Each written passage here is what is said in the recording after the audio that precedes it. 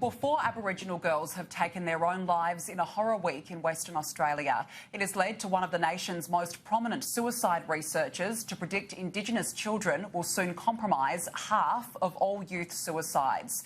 To discuss this, I'm now joined by the Australian's Indigenous Affairs correspondent, Paige Taylor. Paige, thank you so much for joining me in studio today. Thank you. Now, you wrote this story over the weekend for the Weekend Australian. 4 deaths.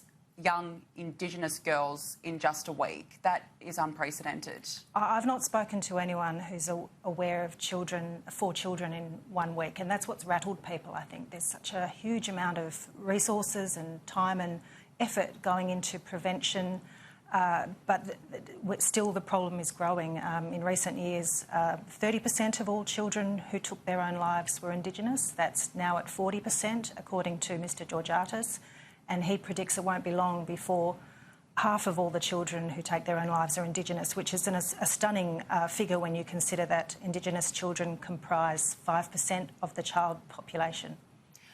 That in itself is completely frightening. You did speak to Jerry Georgatos. He's the head of the federal government's Indigenous Critical Response Team. He said to you that about 1 Indigenous child a week takes their own life. That is concerning. That has been the pattern, he says, for the past 12 months, and he runs a critical response team that goes to the families after a crisis like this, because according to people who know the most about these things, that's when other kids are vulnerable, because they have loved someone they've lost. And can you take us through the statistics? Has there been a rise in the past 12 months? According to Mr Georgatos, about 50 of the 180 Indigenous people who took their own lives last year were under 18 years of age.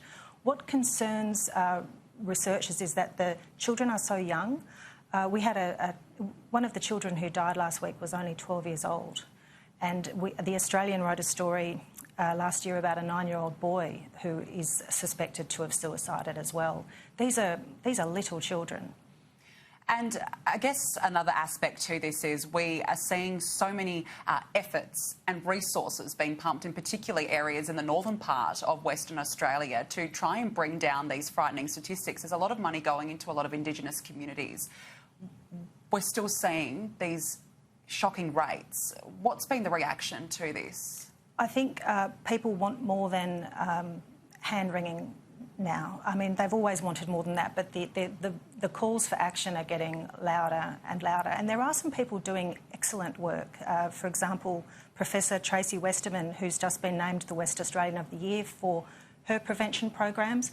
There are other people who are trying to join the dots about what makes a child vulnerable. And we did see a little bit of that, actually, last year in an unprecedented inquest into the deaths of 13 Indigenous kids in the Kimberley. We saw that some of them had things in common. Well, let's go through this inquest. What were the findings, or what did they have in common? We're waiting for those findings, and we believe they're imminent. What we do know is what the coroner was told, and that was very clear in the opening address, as well as what the witnesses said. All the children had been witness to domestic violence, which is now considered a form of child abuse, something that makes kids vulnerable, watching your mum or your dad being badly hurt. All of the children had been exposed to alcohol abuse. Quite a few of them had very poor school attendance records, and 6 of the 13, there was evidence that 6 of the 13 had been sexually abused. And what happens now, I guess, as I've said, there are a lot of resources being pumped into these communities, but has there been any other further reaction? What more can be done? I think it's now up to the decision makers and the people who control funding to tell us what they are going to do next. I know that there's an enormous amount of goodwill, and there's a willingness to listen to experts and to Indigenous people, and I think perhaps it's the right time for the government to speak about what they really believe is the direction, and whether they think that what they're doing is going to work eventually, or whether the problem is growing faster than the solutions, if that makes sense. An unprecedented story, and you can read the story in the Weekend Australian. Indigenous Affairs correspondent Paige Taylor. Frightening statistics. Thank you so much for bringing this story to us. Thank you. And if you or anyone you know are experiencing distress, support is available. You can call the SANE helpline on 1800 187 263, Lifeline on 13 11 14, or Beyond Blue on 1300 224 636.